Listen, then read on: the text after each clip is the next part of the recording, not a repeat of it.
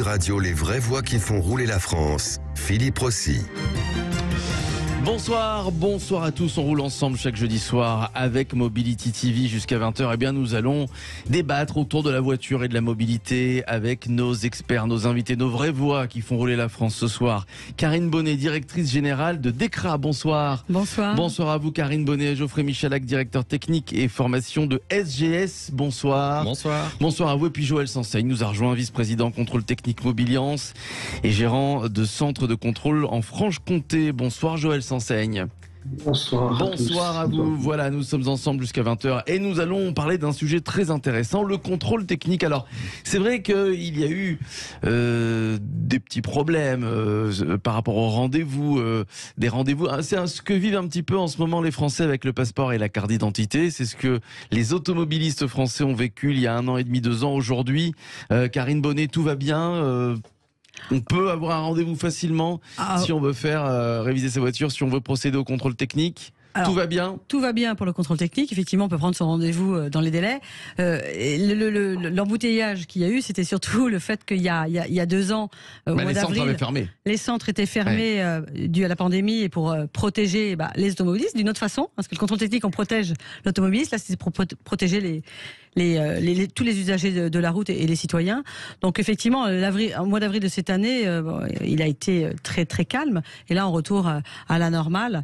Et effectivement, on peut prendre rendez-vous assez facilement dans les centres de contrôle. Alors Joël Sanseigne, rappelons quand même que le contrôle technique, il n'y a pas de convocation. On n'est pas convoqué à faire réviser sa voiture. C'est à notre propre initiative, Joël Sanseigne. Oui, tout à fait. Donc, on prend rendez-vous. En général, tous les centres bien organisés envoient un petit courrier de rappel aux clients qui sont passés il y a 2 ans. C'est vrai qu'il n'y a pas beaucoup de monde qui est passé il y a 2 ans, parce que c'était fermé. Oui. Mais aujourd'hui, on va avoir énormément de monde sur le mois de juin. Et donc, il faut essayer d'anticiper un petit peu, comme disait Karine. Oui, anticiper, en tout cas le faire à échéance et effectivement l'anticiper. C'est-à-dire qu'il faut respecter aussi l'échéance du contrôle technique, comme le disait Joël. Tous les centres, tous les réseaux, on envoie des courriers, des SMS, des emails pour rappeler justement, pour bien faire son contrôle technique à date d'échéance, qu'il est valable que 2 ans. Mais là, sur le mois de mai et juin, effectivement, il risque d'avoir beaucoup plus de monde, puisqu'il y a 2 ans, ceux qui ne pouvaient pas venir en mars et avril sont venus en mai et juin. Donc, et puis on s'approche des vacances d'été aussi. Voilà. Et on s'approche des vacances d'été, qui sont une période de transhumance, et notamment les gens, peut-être du fait que la pandémie est, espérons-le, derrière nous, ils vont utiliser leur voiture pour partir en vacances. Donc d'où l'importance aussi de faire contrôler son véhicule avant de faire la route, avant de prendre la route. Rappelez, si on n'est pas à jour, on n'a pas fait son contrôle technique. Quel est le montant de l'amende ? 135 €. 135 €. Et en plus de ça, vous mettez la vie des autres en danger. La vôtre et celle des autres. La vôtre et celle des autres. Évidemment. Revenons sur le contrôle technique, mais en 2022, voilà, la nouvelle version. C'est quoi le temps, les prix, les révolutions réglementaires ? Tiens, en quelques mots, Geoffrey Michalak. Alors, pas de révolution, je dirais, en 2022. Globalement, le contrôle technique, c'est quelque chose qui évolue de manière permanente.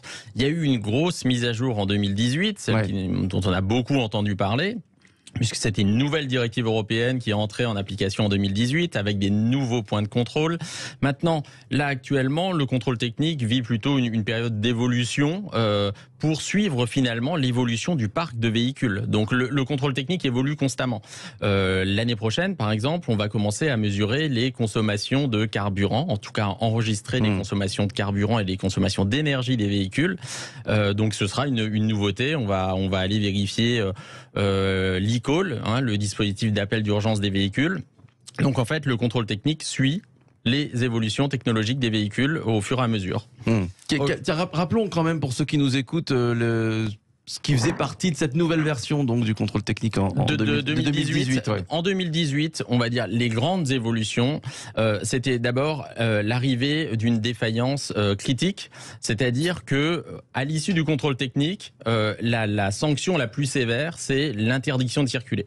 Jusqu'à présent, c'était simplement d'être mis en contre-visite et on avait 2 mois pour circuler. Depuis 2018, lorsqu'il y a vraiment une défaillance grave, on interdit la circulation du véhicule immédiatement. Alors donc, qu'est-ce qu'on appelle défaillance grave ? C'est par exemple, c'est un essieu qui ne freine pas du tout. c'est aucune ampoule de frein qui ne fonctionne. C'est un pneu qui est usé jusqu'à la corde. C'est des défaillances qui peuvent engendrer un accident immédiatement à l'issue de la sortie du centre. Et donc, pour ces véhicules, il n'est plus possible de circuler. Donc, c'était la grande révolution. Et aussi une refonte complète de tous les points de contrôle, avec l'idée que le but, c'est également de prévenir. C'est-à-dire, le but, c'est que le contrôleur analyse la défaillance et qu'il décide si c'est effectivement grave ou pas, si ça risque d'évoluer dans les 2 ans qui viennent jusqu'au prochain contrôle technique, et du coup d'adapter le niveau de gravité de la défaillance en fonction de son jugement. Ouais. Joël Sanseigne et Karine Bonnet, s'il fallait encore changer, faire des mises à jour, puisque c'est l'expression que vous avez employée, s'il fallait mettre à jour le contrôle technique, qu'est-ce que vous changeriez, qu'est-ce que vous affineriez, Joël Sanseigne, et puis juste après Karine Bonnet? Alors, comme disait Geoffrey, c'est vrai qu'on a déjà eu une très bonne évolution en 2018. Ce qui est apparu aussi, alors en étant un petit peu dans la région montagne du Jura, on a eu la corrosion perforante qui a été une sanction aussi. Donc aujourd'hui, le contrôle évolue. Il va suivre l'évolution des voitures. C'est sûr qu'avec l'hybridation, avec toutes ces choses-là, on fait travailler la réglementation pour que ça suive. Sachant que les véhicules, on les voit toujours à 4 ans. Et donc, on a, par rapport à un véhicule neuf sorti aujourd'hui du constructeur avec ses obligations, on a 4 ans pour mettre aux normes, mettre notre réglementation aux normes pour pouvoir contrôler nos véhicules modernes. Ouais, Karine Bonnet.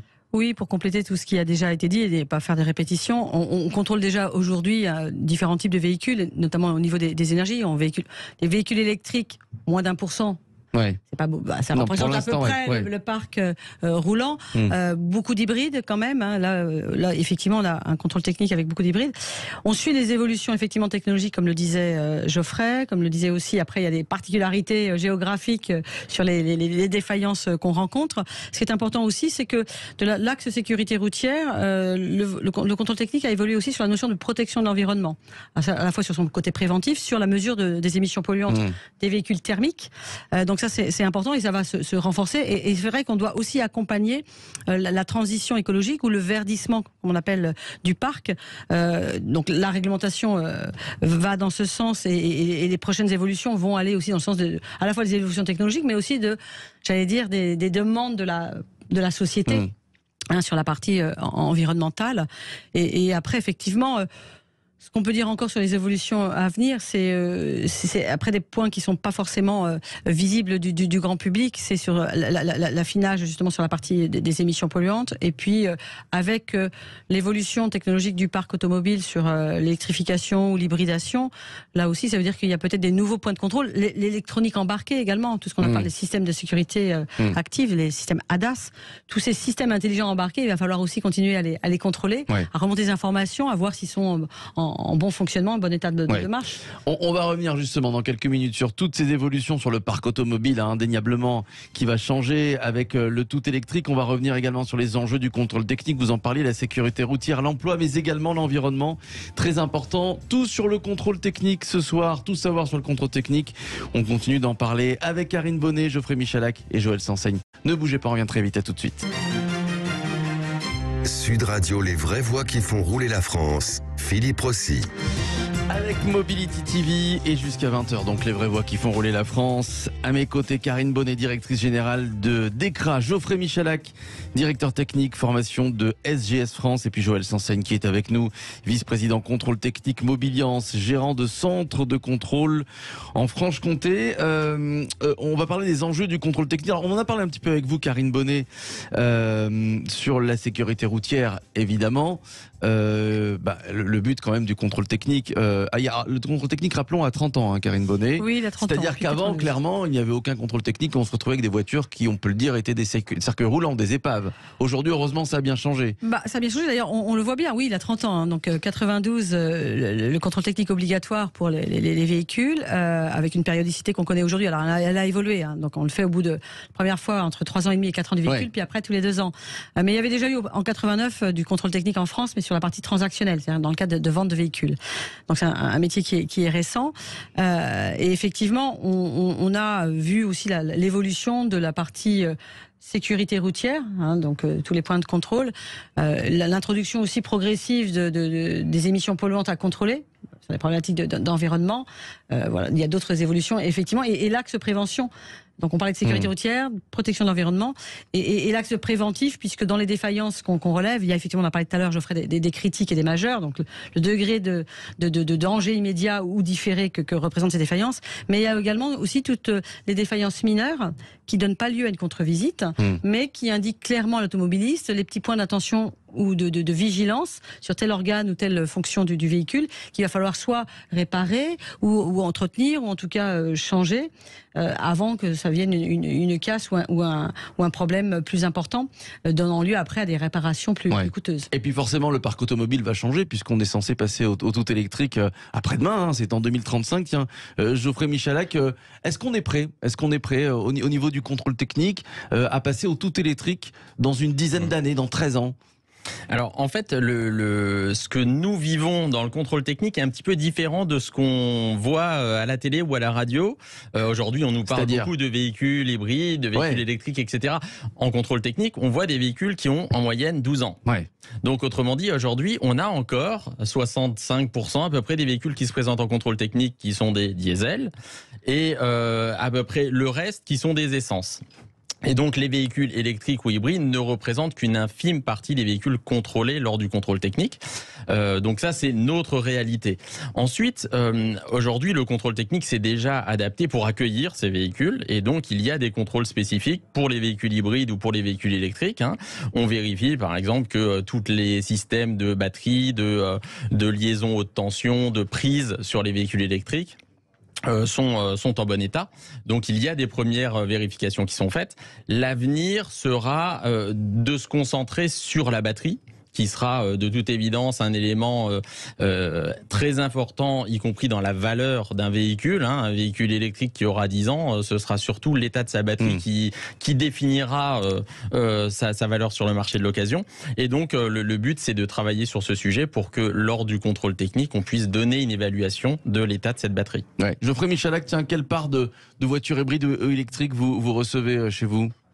Aujourd'hui, c'est de l'ordre de 1% à peu près des véhicules contrôlés. Donc, quasi nul, quoi. Oui, quasi nul. Joël Sanseigne, vous, j'imagine que là où vous êtes, est-ce que vous avez quand même un petit peu de voitures hybrides ou électriques autour de 1%? Est-ce que c'est le cas chez vous? Alors, on est concerné comme les autres, à peine moins que 1%, même pas 1%, puisqu'on est en campagne, donc on est encore moins concerné. Est-ce que vous vous y préparez? Mais voilà, tous les contrôleurs sont prêts, tous les contrôleurs sont formés à l'électricité, donc on les briefe et on les suit tous les ans en formation pour maintenir l'agrément et accepter tous ces véhicules-là, même s'ils sont peu nombreux aujourd'hui. Parce qu'il faudra donc, Karine Bonnet, évidemment, contrôler les voitures électriques, mais aussi accompagner les autres. Oui, c'est déjà le cas aujourd'hui. Nos contrôleurs, comme disait Geoffrey, le parc moyen contrôlé, il a 12 ans. Donc, on voit de toute forme d'énergie, toute forme de modèles de véhicules, avec des thermiques, des hybrides, aujourd'hui des électriques. Donc, on a déjà l'habitude de contrôler. Est-ce qu'il y a une formation en plus pour les contrôleurs? Alors, oui. Par rapport à la voiture électrique? Oui, alors c'est depuis 2013, il me semble 2013, que dans la formation initiale, il y a effectivement un volet sur la partie électrique. Donc c'est une obligation. Tous les contrôleurs doivent pouvoir former des véhicules électriques, ce qui n'est pas vrai par exemple pour les véhicules gaz. Une habilitation supplémentaire. Donc oui, ça veut dire que depuis 2013, on a déjà anticipé, donc le métier de contrôle technique a déjà anticipé de pouvoir contrôler ces véhicules électriques et hybrides, puisqu'en 2013, on en voyait encore moins que 1% aujourd'hui dans nos centres. Mais il y aura moins le volet environnement. Si on se projette en 2035, le contrôle technique aura moins de soucis à se faire quant à l'environnement. Alors, donc ça fait dans 13 ans. Dans 13 ans, Dans 13 ans, je pense... Si jamais on respecte les dates. Oui, voilà. Mais je ne pense pas que dans 13 ans, 100% du parc que nous contrôlerons sera en électrique. Sincèrement, je ne pense pas. Parce qu'il y a toujours ce décalage. Nous, on contrôle des véhicules qui ont... Alors, à moins que la fréquence se change à un moment donné, mais déjà, il y a la durée de détention des véhicules qui est plus longue par les automobilistes. Ils les gardent plus longtemps, en meilleur état. C'est aussi un des axes de la contribution du contrôle technique à pouvoir conserver des véhicules plus longtemps. Et puis nous, on les contrôle au bout de 3 ans et demi, 4 ans. Donc, et je suis pas sûre que dans 13 ans, on soit à 100% du parc qui soit électrique, hybride. Ouais. Dans nos centres de contrôle, encore une fois. Quand on voit que voilà, on est aujourd'hui, c'est encore que à peine 1%. Geoffrey Michalak, tiens, parlons avec vous et avec Karine Bonnet également, Joël Sanseigne, pour terminer cette deuxième partie de cette pénurie de contrôleurs, puisqu'il y a une pénurie de contrôleurs claire et nette en ce moment, qui est due à quoi, Geoffrey Michalak? Alors, on rencontre des difficultés à recruter des nouveaux contrôleurs depuis depuis quelques années, depuis 2018. C'est du fait que tout à l'heure, je parlais d'une nouvelle directive qui a été mise en place en France. Elle a eu pour conséquence également de changer les prérequis pour devenir contrôleur technique et d'imposer des nouveaux diplômes. Et donc, aujourd'hui, pour devenir contrôleur technique, il faut avoir le diplôme, quelques diplômes qui sont éligibles, alors qu'avant, il suffisait d'avoir, par exemple, de l'expérience en mécanique automobile. Ça suffisait pour devenir contrôleur technique après une formation. Aujourd'hui, c'est plus le cas. Donc, finalement, quel diplôme aujourd'hui? Aujourd'hui, concrètement, il faut pour être contrôleur technique. C'est le bac professionnel en maintenance des véhicules avec une option liée aux véhicules industriels, aux poids lourds ou aux voitures particulières. Donc c'est précisément ces diplômes-là qu'on cible. Et donc forcément la source de personnes éligibles pour devenir contrôleur technique est beaucoup plus faible qu'avant. Donc on a plus de mal à recruter des contrôleurs. Néanmoins, aujourd'hui on forme beaucoup de contrôleurs, mais c'est vrai que le marché a besoin d'environ 800 à 1000 contrôleurs supplémentaires en France. Donc pour tous ceux qui ont un bac pro, qui vont être diplômés dans quelques semaines, en tout cas, il y a des débouchés dans le contrôle technique. C'est important de le souligner. Oui, Karine Bonnet. Oui, il y a des débouchés, puis c'est un métier qui n'est pas délocalisable. C'est-à-dire qu'il faut faire son contrôle technique, venir dans les centres de contrôle, donc c'est pas délocalisable. Et puis pour un contrôleur, il y a une évolution possible, après chef de centre, ou devenir son propre gérant. Et d'ailleurs, comme on disait que le métier a 30 ans, nos gérants de centres de contrôle technique, dans les 2-3 années à venir, vont être aussi un certain nombre à partir à la retraite, et donc on va encore accroître le besoin de contrôleurs. Et pour compléter ce que disait Geoffrey, effectivement sur l'élévation des prérequis qui a réduit la source de candidats possibles, cette révélation également des prérequis empêche aussi la reconversion professionnelle. Puisque bien souvent, les contrôleurs techniques étaient issus soit d'expériences dans la mécanique automobile ou des experts automobiles qui suivaient bien sûr après une formation initiale pour devenir contrôleur technique, mais ils n'étaient pas obligés d'avoir le bac professionnel. Donc on perd aussi toute cette source de reconversion professionnelle. Vous le sentez ça, Joël Sanseigne? Est-ce qu'elle est déjà, cette pénurie de contrôleurs, est-ce qu'elle est déjà palpable? Est-ce que vous rencontrez déjà de grosses difficultés? Ou comme le dit Karine Bonnet, ce sera dans les 3-4 ans à venir? Non, il y a déjà c'est déjà actuellement, on cherche, comme disait Geoffrey, on cherche tout le monde, tous mes collègues recherchent des contrôleurs. Et ça fait déjà, depuis 2018, il y a le changement de réglementation, le temps, les départs en retraite, les choses comme ça. Et c'est depuis 2020 qu'on est en pénurie, qu'on n'arrive pas à former de contrôleurs. Et donc, des départs en retraite, les démissions, les successions, tous les changements, les évolutions du parc, donc qui demandent aussi plus de contrôleurs. Et tout ça nous fait qu'on est tous en recherche de contrôleurs. Quelles seraient les conséquences d'ici 3 ans? On a bien compris que ça va devenir, la difficulté allait s'agrandir. Il y a des centres de contrôle qui pourraient fermer, par exemple, Karine Bonnet, faute de contrôleurs. C'est déjà le cas aujourd'hui. Il y a des centres qui ont fermé provisoirement, là, du fait d'avoir un manque de bras. Quand je dis fermer provisoirement, c'est-à-dire d'avoir rétréci l'amplitude horaire d'ouverture, par exemple. Et puis, c'est des petites unités quand même économiques. La moyenne, c'est 2 contrôleurs par centre. S'il y en a un qui est malade... du fait qu'on ne puisse pas recruter, c'est compliqué. Mais pour l'instant, ça n'impacte pas les automobilistes. C'est-à-dire que nous, on ne s'en rend pas compte. Non, les automobilistes ne s'en rendent pas compte, mais l'impact, il est sur les gérants de centres de contrôle technique qui ont à gérer leur entreprise. C'est une gestion d'entreprise avec la planification. Et justement, si on veut pas qu'il y ait d'impact sur l'automobiliste, il faut fluidifier les agendas et donc avoir une planification des contrôleurs qui soient disponibles et puis en respectant bien sûr tout un volume d'horaires quand même. Geoffrey Michalak, est-ce que il y a assez de communication autour de cette nouvelle réforme, du fait qu'il faut maintenant un bac pro pour être contrôleur technique? Est-ce que les jeunes le savent? Est-ce que Ce n'est pas aussi votre rôle d'aller dans les lycées, par exemple, pour aller expliquer qu'il fallait prendre une décision rapidement parce qu'il y a un bac pro à passer? Oui, tout à fait. Alors, alors, je pense que je peux parler pour l'ensemble de la profession et de l'ensemble des opérateurs. On a tous des lycées qui sont partenaires de nos enseignes respectives, avec lesquels on travaille. Donc, ils sont parfaitement au courant. Ensuite, très clairement, le contrôle technique n'est pas un métier dont la notoriété est très importante. C'est rare qu'en demandant à un jeune de 15 ans ce qu'il veut faire quand il sera grand, qu'il vous dise contrôleur technique. Néanmoins, c'est un métier qui est passionnant. Moi, en tout cas, je le fais depuis 20 ans avec plaisir. Donc, qui suit les évolutions des véhicules, comme je le disais tout à l'heure, donc dans lequel il y a énormément de diversité aussi. Et comme le disait Karine, qui permet de commencer en tant que contrôleur technique et de finir chef d'entreprise dans un délai et avec une faisabilité tout à fait raisonnable, avec des investissements qui sont également raisonnables. Donc, c'est quand même un métier qui propose, pour ceux qui en ont envie, une évolution intéressante et où on peut faire sa carrière sans problème. Allez, vous ne bougez pas. Karine Bonnet, vous restez avec nous. Geoffrey Michalak, Joël Sanseigne, les vraies voix qui font rouler la France. Troisième partie, c'est dans quelques minutes. Tiens, Jérôme Loubert nous rejoindra, directeur du développement Europe de Flex Fuel Energy. On parlera pouvoir d'achat avec lui. Tiens, comment garder une voiture en bon état et longtemps. À tout de suite. Sud Radio, les vraies voix qui font rouler la France. Philippe Rossi. C'est avec Mobility TV sur Sud Radio et jusqu'à 20h encore pour quelques minutes, les vraies voix qui font rouler la France.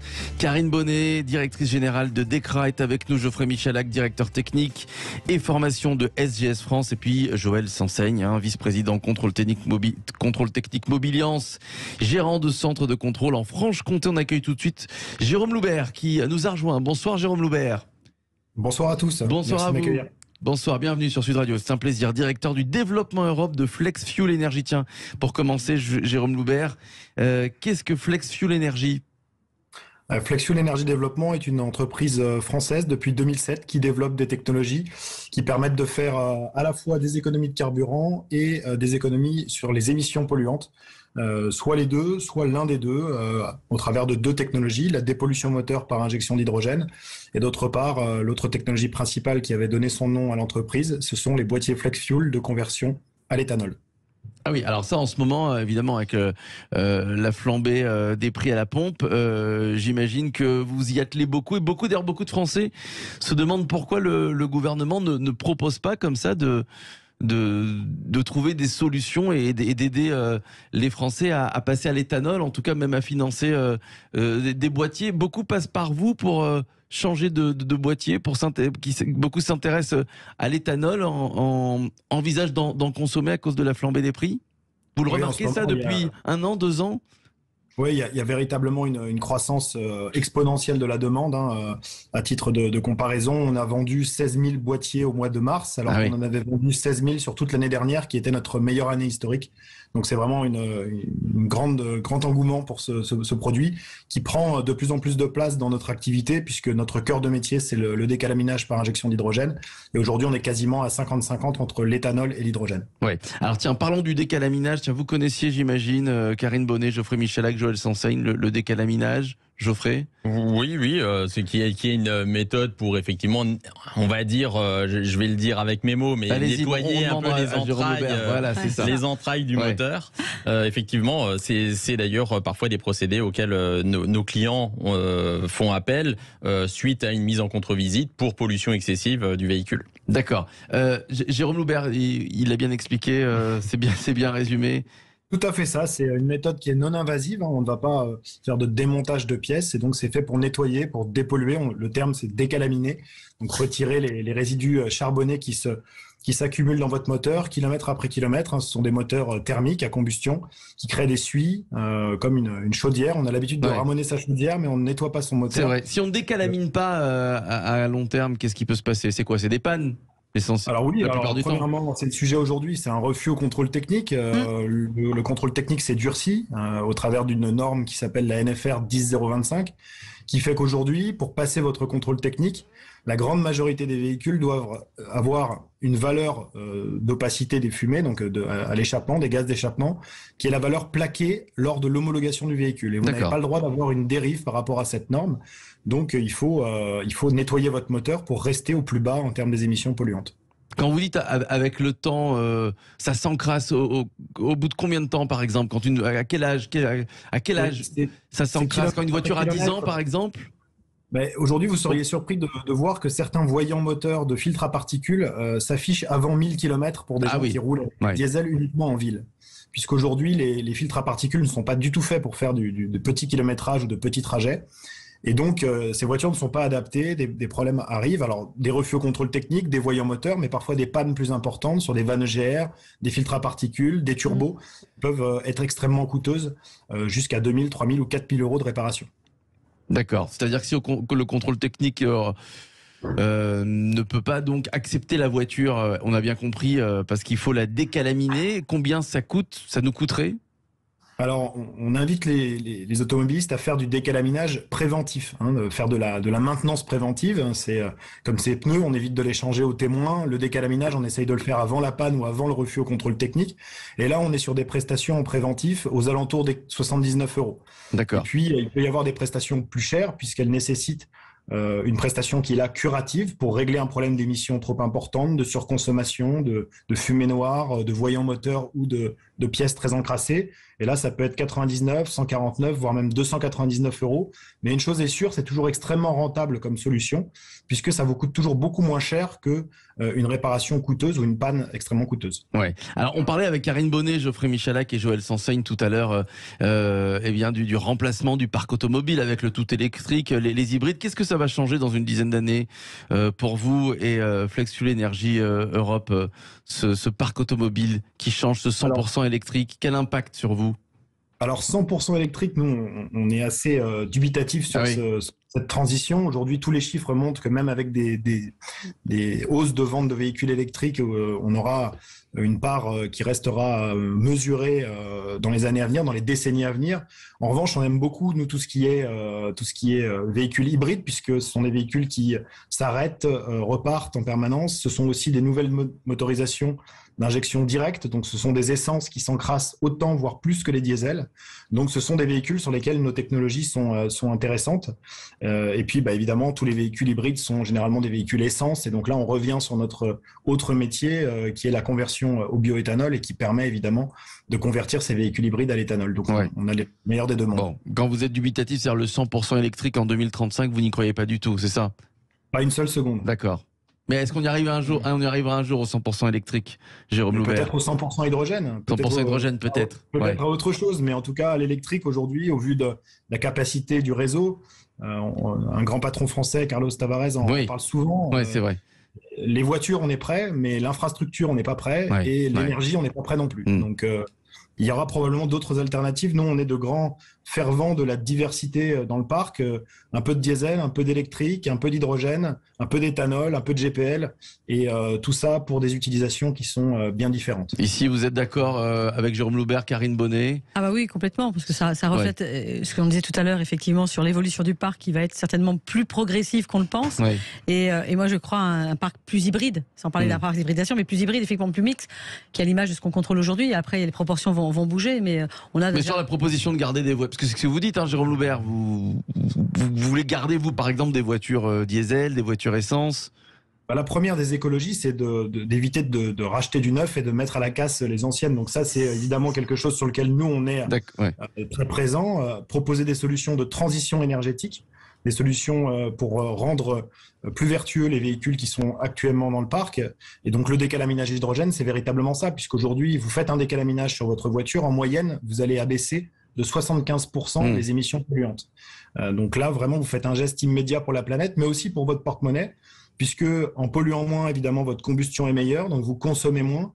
Et en moyenne, ce qu'on regarde aujourd'hui, uniquement sur votre consommation, vous allez faire une prestation à 79 euros et ça va vous rapporter environ 100 euros sur l'année en termes de gains de consommation. Et ça, c'est sans parler des économies que vous allez faire sur la maintenance, puisque évidemment, quand vous allez avoir une vanne EGR ou un filtre à particules à remplacer, ça va vous coûter très cher. et vous regretterez de ne pas avoir fait de dépollution moteur préventive. Merci en tout cas, merci à vous pour ces explications. C'était très clair. Jérôme Loubert, directeur du développement Europe de Flex Fuel Energy. Merci à vous. Karine Bonnet, merci. Merci, directrice générale de DECRA. Geoffrey Michalak, directeur technique et formation de SGS France. Merci beaucoup. Puis, merci à vous. Et puis Joël Sansen qui était avec nous, vice-président contrôle technique Mobiliance et gérant de centre de contrôle en Franche-Comté.